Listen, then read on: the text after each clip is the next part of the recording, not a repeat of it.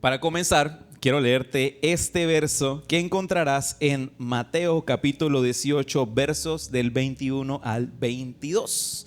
Si tienes ahí tu Biblia contigo, acompáñame esta mañana, ya sea física o digital, las dos están válidas. Mateo 18, del 21 al 22 dice: Pedro se acercó a Jesús y preguntó: Señor, ¿cuántas veces tengo que perdonar a mi hermano que pega contra mí? ¿Hasta 7 veces? No te digo que hasta 7 veces, sino hasta 70 veces 7, contestó Jesús. Hoy vamos a estar hablando un poquito acerca del perdón. Y el título que le he puesto a este mensaje es 70 veces 7. 70 veces 7. Y vamos a aprender un par de cositas acerca de lo que es el perdón y cómo gestionarlo y cómo realizarlo. Pero para comenzar, ¿qué tal si oramos? ¿Les parece? Vamos a orar y entregarle este tiempo al Señor. Padre, gracias te damos por esta mañana, por este momento que nos permite, Señor, compartir tu palabra y poder reflexionar en ella, Padre. Te pedimos en el nombre de Jesús que abras nuestro entendimiento, Señor, que abras nuestros oídos para estar prestos y preparados para lo que estás por comunicarnos, Señor. Que no sean solamente palabras que queden en nuestra memoria, sino que también sean sembradas en nuestro corazón y den fruto a su tiempo. Gracias te damos en el nombre de Jesús y todos decimos amén, amén, amén.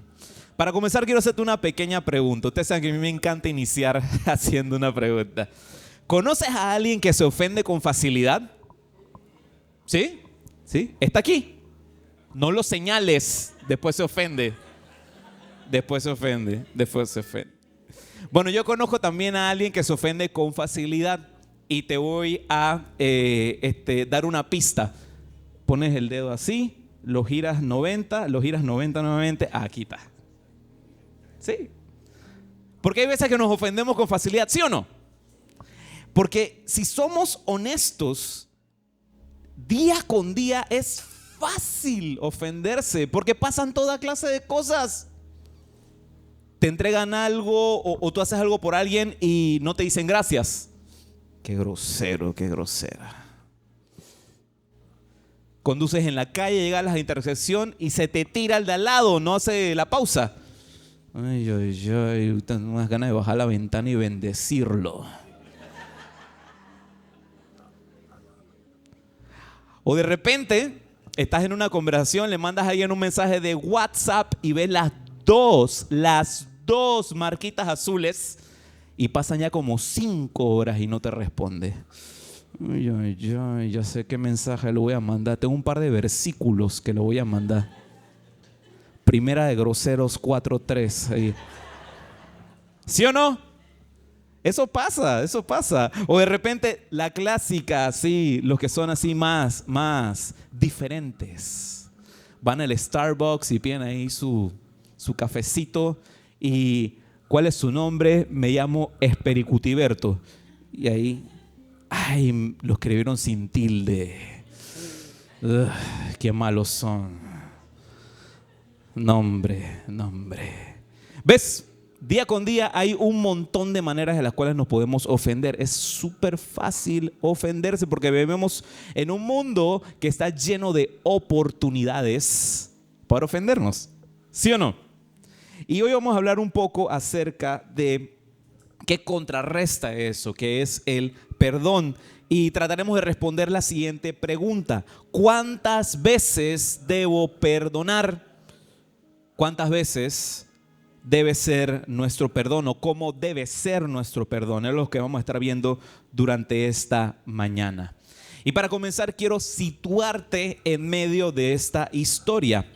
Estamos actualmente en el 3er año del ministerio de Jesús. Quiero que te metas en esa película. Recuerda que Jesús hizo ministerio durante 3 años. Y en ese 3er año es el año en el que los discípulos de Jesús y la gente empezó a experimentar infinidad de milagros, multiplicación de panes, caminar sobre las aguas, sanar gente, levantar muertos, o sea, de toda clase de cosas vieron sus discípulos.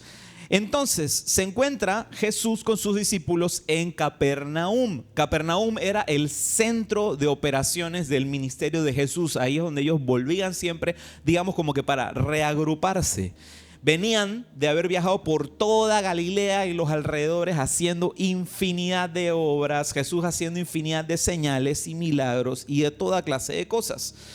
Jesús ya venía preparando a sus discípulos para lo que estaba por suceder en las siguientes temporadas, las siguientes semanas. Lo que iba a ser su aprehensión, su muerte y su resurrección. Él ya les venía ahí tirando un par de pistas hablándoles de eso. O sea, ya los discípulos ya estaban manejando temas que eran sumamente importantes. Ya habían visto maravillas, ya habían reconocido que Él era el Cristo, que Él era el Salvador. ¿Y sabes lo que se le ocurre hacer a los discípulos en esa ocasión? Comienzan a discutir entre ellos. Y empiezan a hablar entre ellos y a preguntarse que entre ellos, cuando estén en el reino del Señor, ¿cuál de ellos sería el más importante? Hay algunas cosas que no cambian, ¿verdad?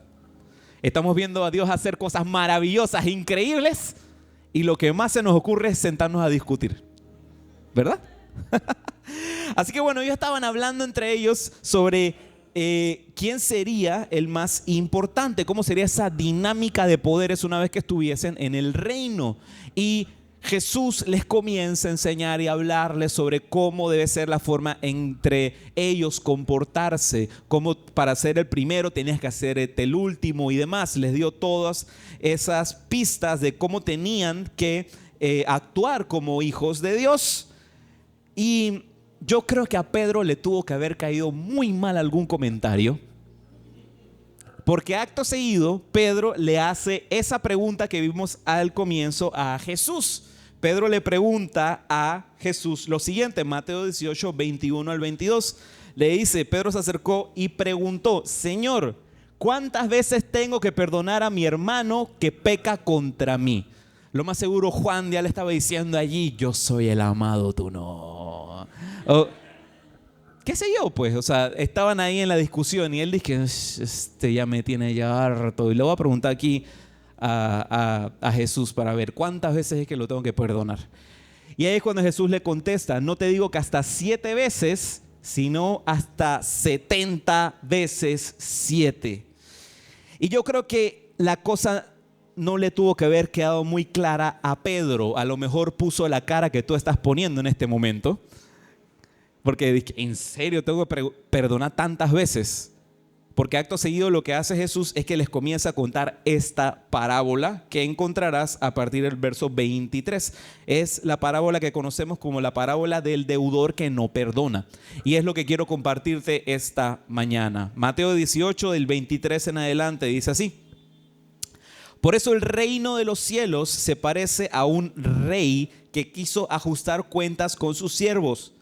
Al comenzar a hacerlo, se presentó uno que le debía, quédate con la cifra, 10,000 monedas de oro. 10,000 monedas de oro.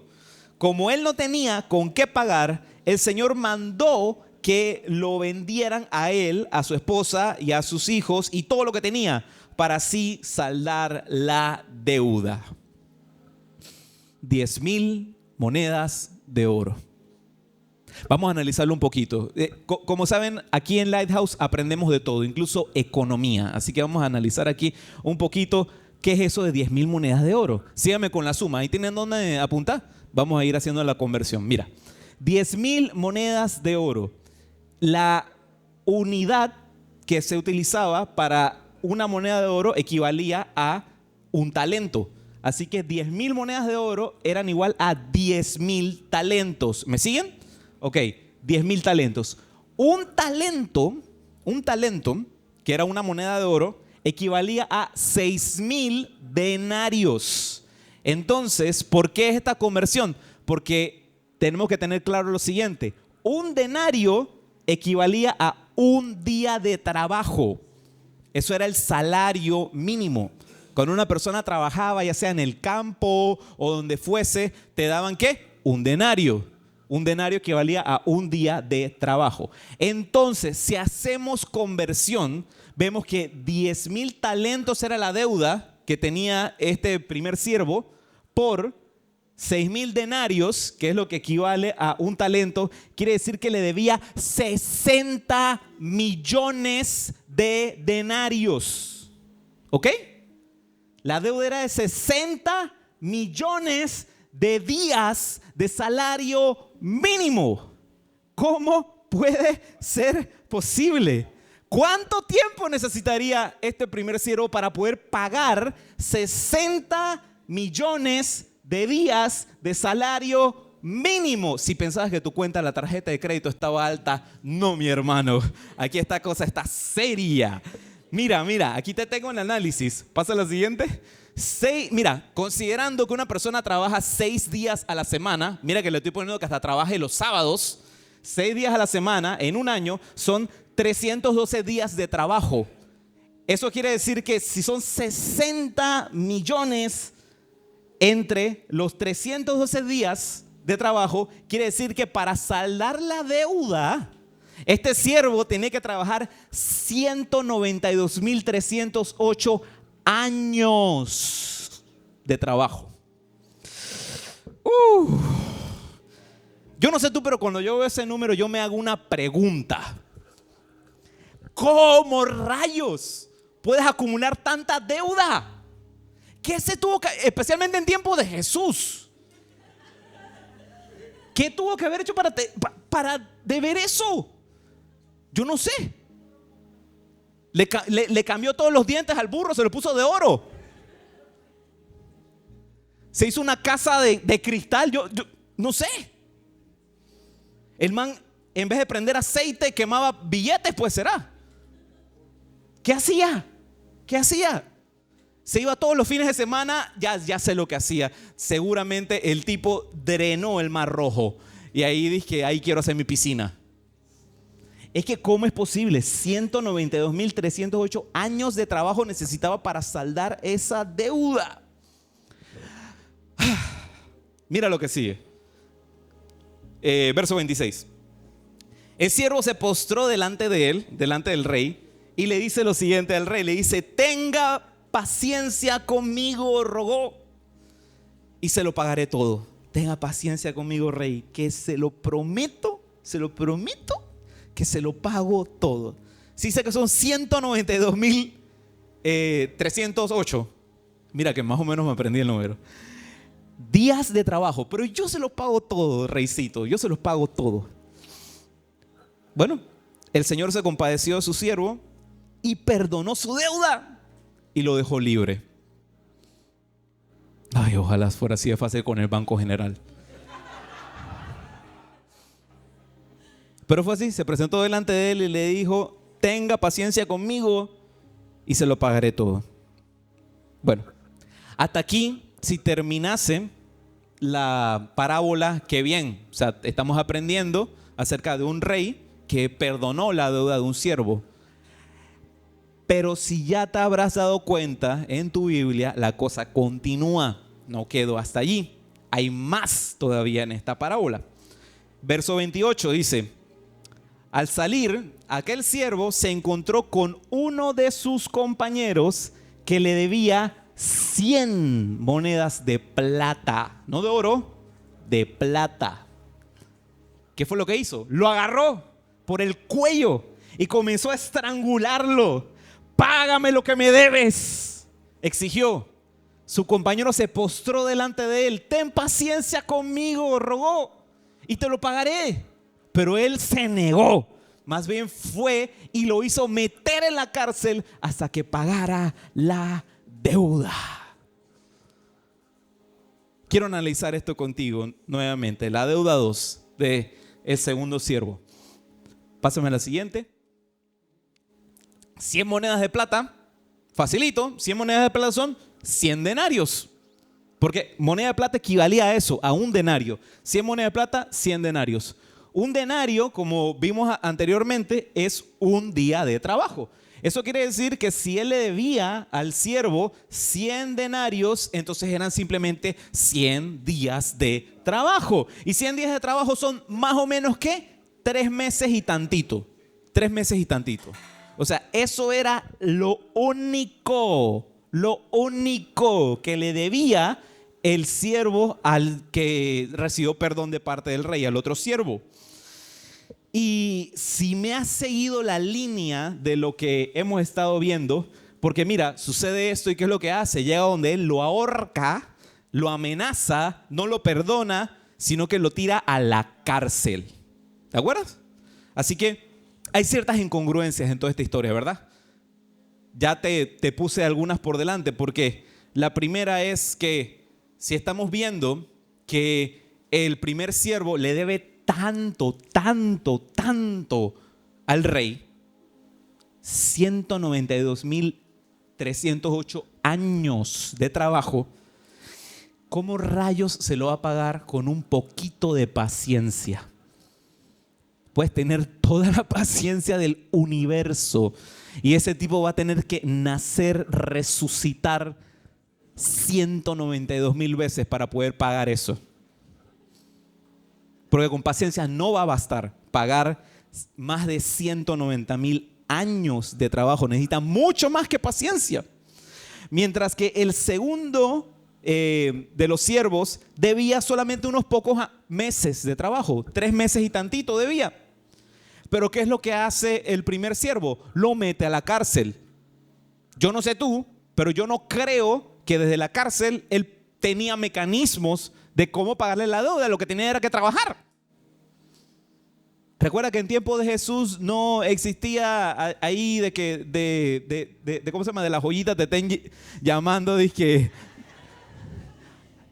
joven se ha ganado un premio aquí de Cable and Wireless. Solo tiene que meter una recarga. Vaya y compre una tarjeta de 20. Eso no existía en ese entonces.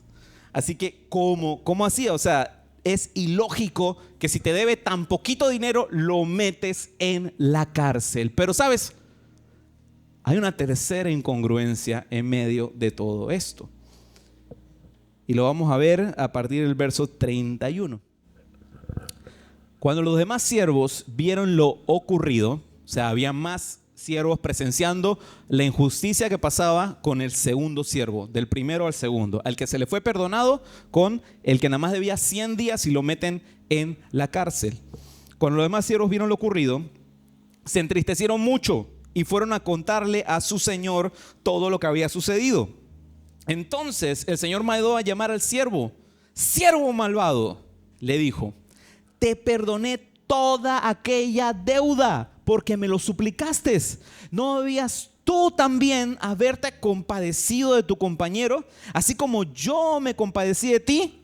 Y enojado, su señor lo entregó a los carceleros para que lo torturaran hasta que pagara todo lo que debía.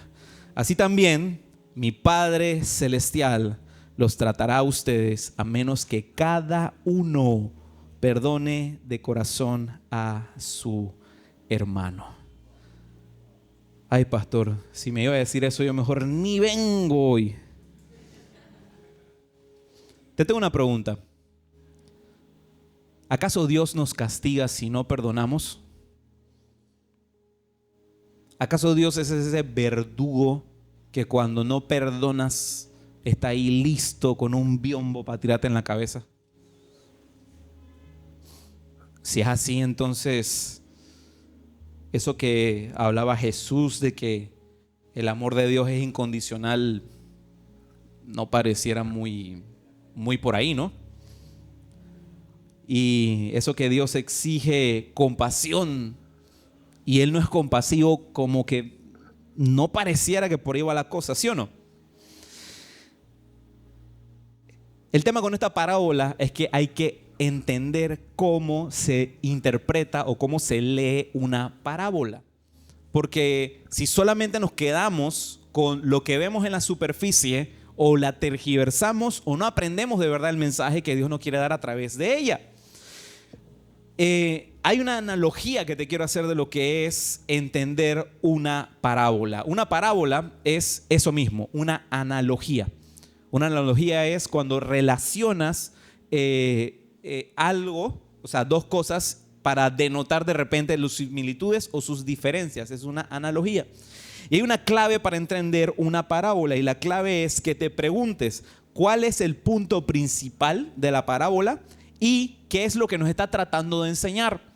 Es importante que te hagas esas dos preguntas. Y parábola, para serte muy franco, se parece mucho a lo que sería, y sé que va a sonar ridícula la comparación que te voy a hacer, pero se parece mucho a lo que es un chiste. No me la cambies todavía. Porque una parábola, ¿qué tiene? Una parábola tiene soporte, que serían los personajes de la parábola, en este caso el rey, los siervos, los otros siervos y demás. Y tiene un punto, que es la finalidad, lo que nos quiere enseñar la parábola. Muy parecido a lo que es un chiste. Si ves un chiste tiene también dos componentes. Su soporte, que serían los personajes, en este caso Pepito, si es uno de esos chistes. Y su punto, que sería el remate del chiste, o sea, la situación caótica que de repente es lo que ya le da el toquecito al chiste y nos saca por sorpresa. ¿Y por qué te digo que parábolas son como chistes? Porque un chiste, si no lo captas, no te vas a reír. Se vuelve un chiste malo el pastor. Que me estoy riendo es para que el pastor me vea bonito. Y una parábola, si no la captas, no te va a enseñar nada. No te va a enseñar nada. O más bien va a hacer que tergiverses cosas. Por eso, hay que estar claro en estos. Y voy a tomar esta frase porque a lo mejor es la frase que te ha costado comprender de esta parábola. Y la frase es cuando Jesús le dice a los discípulos: así también mi Padre Celestial los tratará a ustedes, a menos que cada uno perdone de corazón a su hermano. Tengo una pregunta. Este Padre Celestial que está describiendo aquí Jesús, ¿concuerda con lo que Jesús ha estado enseñando sobre Dios y sobre el reino de los cielos? Se siente un poco raro, ¿verdad? Pareciera como que hay cosas que no están encajando. En especial porque si has leído el Evangelio de Lucas, por ejemplo, el capítulo 15, sobre las parábolas de la misericordia, las parábolas de misericordia es la de la oveja perdida, que Dios Padre es el buen pastor, que busca a esa que se perdió y deja las 99, o la siguiente parábola de la misericordia, que es acerca de la ama de casa, que barre toda la casa buscando esa moneda, o la tercera y la más famosa, que es la parábola del hijo pródigo, de que el padre espera al hijo con los brazos abiertos en casa para dar de su perdón, ¿sí o no? Esa es la foto que tenemos en nuestra cabeza de Dios y su perdón. Si lo contrastamos con el rey de la parábola, parece que son como dos personas totalmente diferentes, ¿verdad? Porque al final el rey no perdona, el rey termina castigando. Pero recuerda, parábola es como un chiste. Si no lo entiendes, no te vas a reír. O si no lo entiendes, no te va a enseñar nada. En este caso, en la parábola, el soporte sería el rey, en esa frase que leímos hace un momento, el rey. Y el punto es: no seas como el primer siervo. Eso es lo que nos quiere enseñar esa parábola. ¿Por qué, pastor? ¿Por qué? Ya ahora sí me complicó toda la mañana. Me cayó mal el desayuno y todo. Mira, quiero que tengas presente lo siguiente, mucho ojo con esto. Jesús sabe con quién está hablando. Jesús sabe cuál es su audiencia en ese momento. Las personas que les estaban escuchando estaban acostumbradas a que sus reyes, a que sus mandatarios fueran injustos.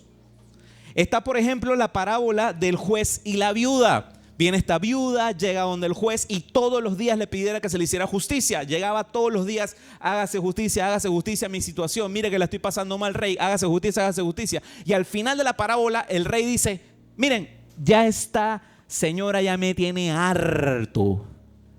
Voy a hacerle justicia solamente para que ya no se me sea más molesta. Cuando Dios trae justicia, no lo hace como ese rey, ni como el rey de la parábola que estamos analizando. No, para nada. Dios no trae justicia por manera legal, porque Dios no opera en las leyes de este mundo, sino que lo hace de manera orgánica. Pastor, ahora sí ya me enredé. Tranquilo, te lo voy explicando. ¿Qué sería ley aplicada de manera legal, de la manera de este mundo? Sencillo, robas un carro, el juez dicta una sentencia y vas preso. Tan fácil como eso. Mientras la ley administrada de manera orgánica es así. Yo no sé tú, pero si yo fuese una persona que durante 40 años de mi vida, cada día me bebo una botella de seco entera, al final de esos 40 años, ¿qué me va a dar? ¿Tan claritos? ¿Entendieron? Sencillamente así. Dios no nos encierra en la cárcel. Quiero que tengas eso claro. Dios no nos encierra en la cárcel, pero sí nos ve con dolor mientras nos encerramos detrás de la puerta. Dios no es el que te encierra en la cárcel, pero sí te ve con dolor mientras te encierras tras las rejas. Uno mismo, porque es uno mismo que toma la decisión. Y así mismo sucede con la falta de perdón. La falta de perdón trae consecuencias. Sí, pastor. La falta de perdón trae consecuencias. La falta de perdón es un cáncer para el alma. La falta de perdón enferma el cuerpo. La prestigiosa institución Johns Hopkins una vez hizo un estudio y señaló ciertos síntomas de la falta de perdón. Uno de ellos es que el enojo que se produce con la falta de perdón fuerza a personas a estar en un estado constante de pelea y huye. O sea, todo el tiempo estás en modo supervivencia por la falta de perdón. La falta de perdón también acelera el ritmo cardíaco. Personas de que a veces están con el ritmo cardíaco disparadísimo. Hay veces que no es que necesitas las pastillitas e ir al cardiólogo, sino que a lo mejor hay cosas que faltan por perdonar. Sube también la presión arterial y daña el sistema inmune. Muchas personas que sufren de enfermedades autoinmunes o que han producido de repente células cancerígenas, puede ser ciertamente por falta de perdón. Falta de perdón también trae depresión, diabetes, problemas cardíacos, porque estamos tratando de ver cómo silenciar eso que está así, gritando en nuestro interior, el resentimiento, y lo tapamos con cosas. Por eso puede producir diabetes, problemas cardíacos. ¿Y sabes cuál es la cosa más importante también de la falta de perdón? Que a veces pensamos que solamente nos afecta a nosotros, pero afecta a nuestra familia. La amargura del corazón daña a tus hijos, maldice generaciones. Eso es lo que llamamos las famosas maldiciones generacionales. A través de falta de perdón, ¿sabes quién es la maldición generacional de tu casa? Tú. Porque tus generaciones aprenden esos patrones. Cadenas generacionales es simple y sencillamente patrones repetitivos por lecciones no aprendidas. Es simplemente eso.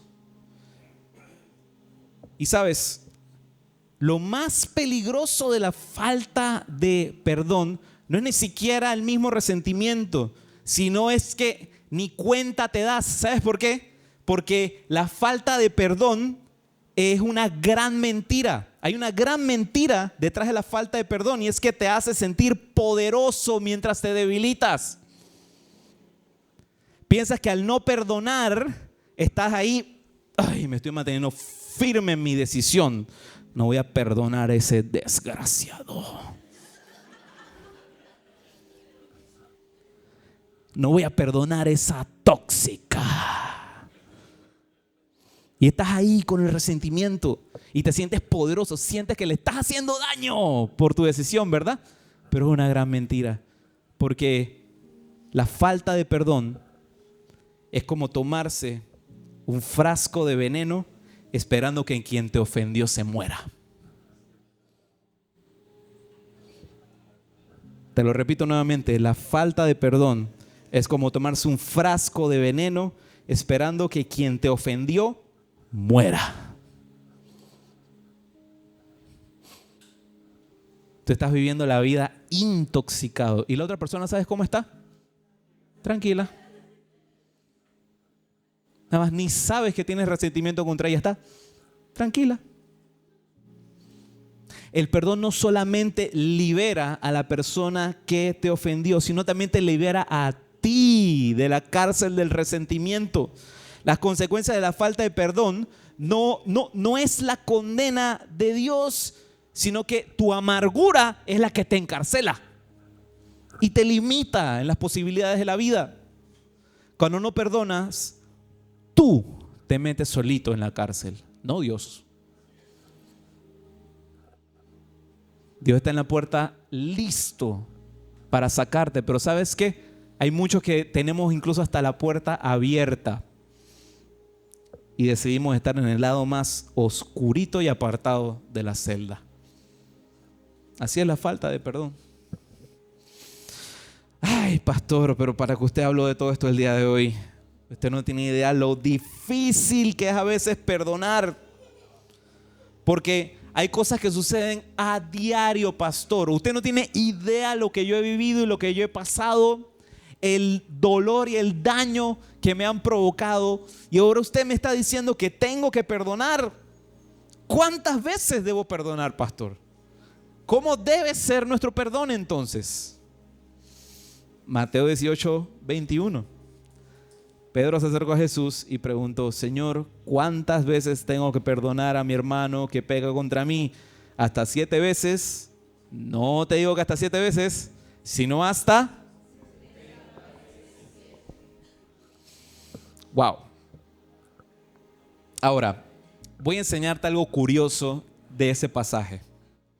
Porque a veces cuando nosotros leemos esta historia y vemos también esta parábola y todo eso, pensamos que esos dos numeritos, 7 y 70 veces 7, son números aleatorios. 7 y 70, debe haber algo allí porque ambos tienen un 7 por delante, pero ¿por qué será? ¿Por qué será? Si fuéramos la audiencia de Jesús, sabríamos exactamente de dónde viene esa frase, hasta 70 veces 7. Hay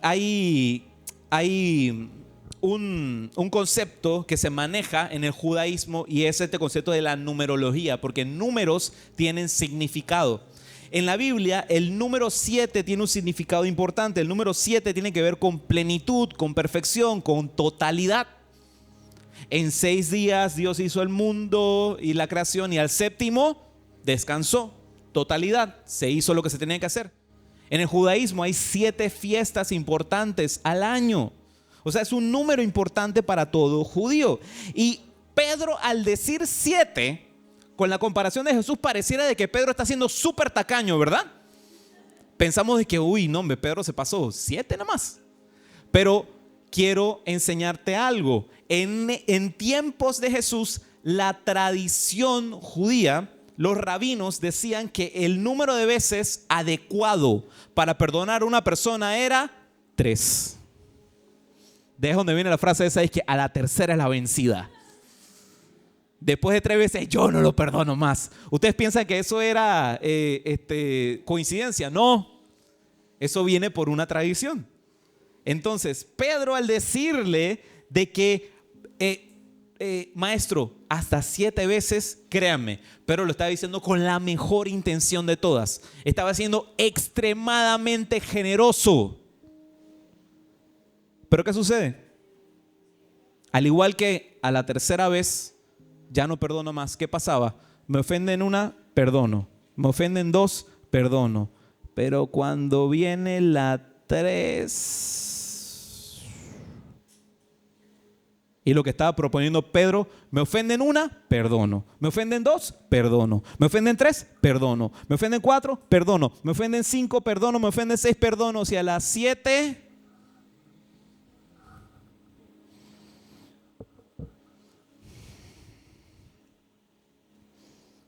Aunque 7 era un número, generoso, seguía teniendo un estándar, seguía teniendo un límite, un estándar ya sea humano o religioso.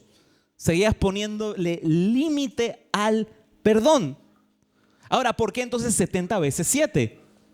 Entonces, aquí lo que Jesús nos está diciendo es que no son hasta 7 veces, sino que hasta 490 veces. Quiere decir que a las 491, ahí ya se acabó. ¿Ven cómo funciona nuestro cerebro?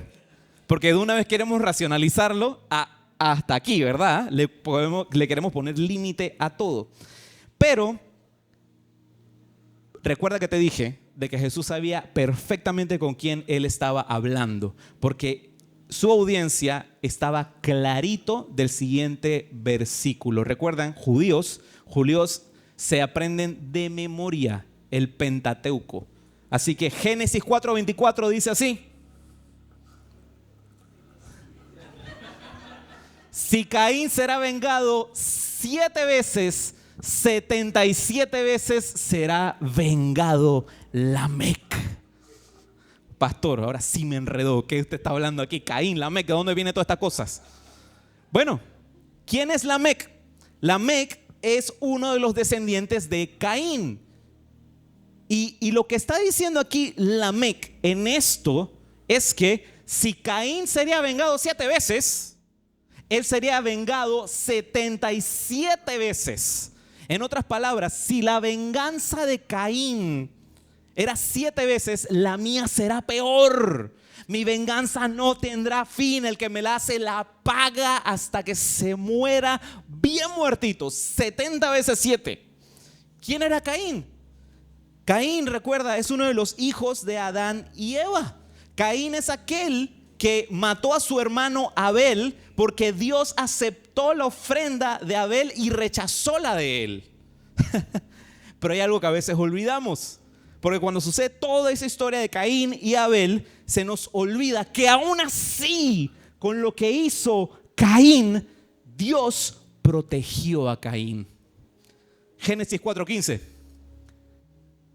Aquí está Caín diciéndole al Señor: mira todo lo que hice, yo sé cómo eres tú conmigo, maté a mi hermano, así que lo más seguro va a venir gente a destruirme, va a venir gente a matarme, porque tú eres así de malo, Dios. Y mira lo que le dice el Señor, le dice: no, al contrario, respondió el Señor, el que mate a Caín será castigado 7 veces. Entonces el Señor puso una marca a Caín para que no lo matara cualquiera que lo encontrara.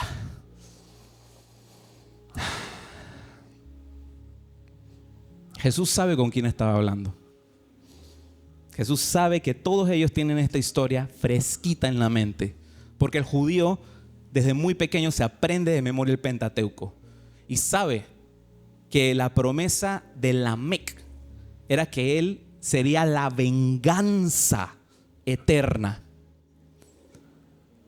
Pero Dios nos está mostrando aquí que su perdón va por encima de cualquier venganza humana. Jesús aquí está contrastando el perdón humano con la venganza humana. La falta de perdón en el corazón humano fácilmente se puede multiplicar hasta el infinito.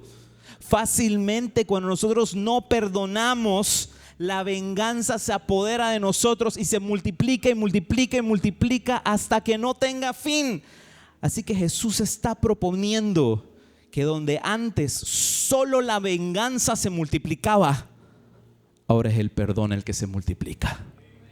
Ahora es el perdón que se multiplica. Ahora es el perdón que se multiplica. Vuelvo a hacerte una pregunta. ¿Cuántas veces debo perdonar? ¿70 veces 7? ¿100 veces? ¿200? ¿300?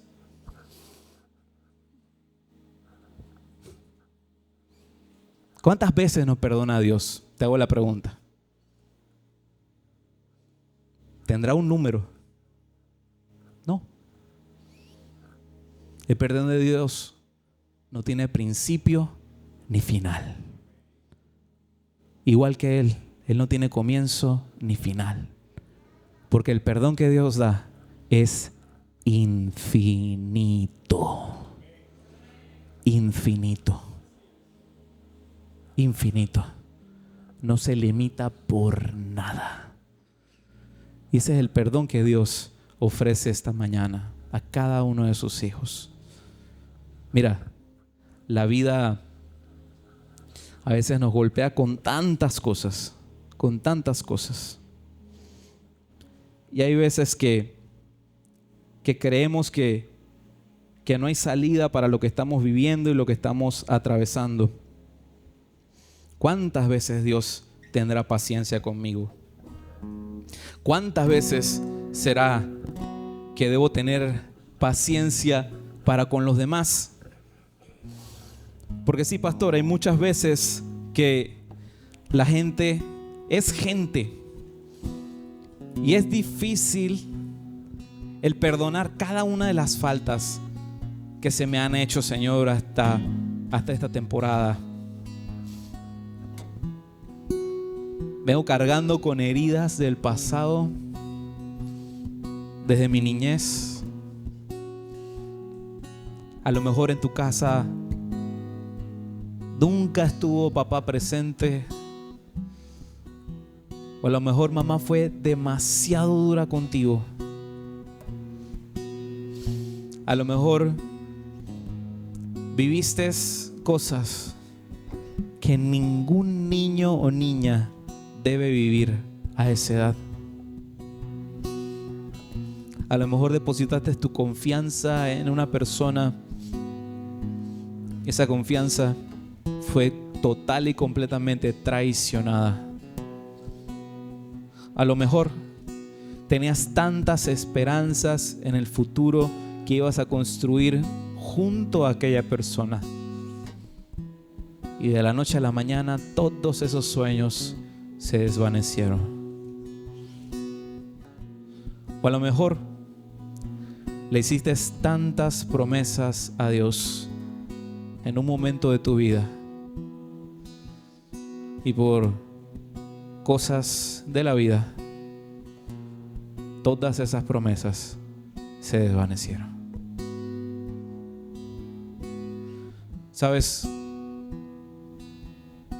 Si es difícil a veces perdonar algo que te haya hecho una persona que puedes ver, que puedes reconocer carne y hueso, hay otras dos situaciones que son incluso aún más difíciles de perdonar. Una de ellas es perdonarte a ti mismo por los errores de la vida.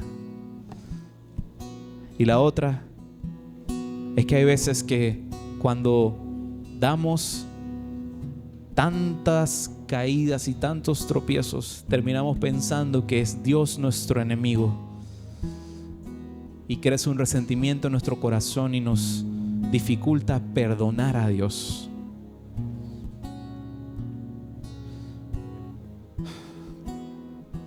Yo quiero invitarte a que ahí donde estás, cierra tus ojos por un momento, porque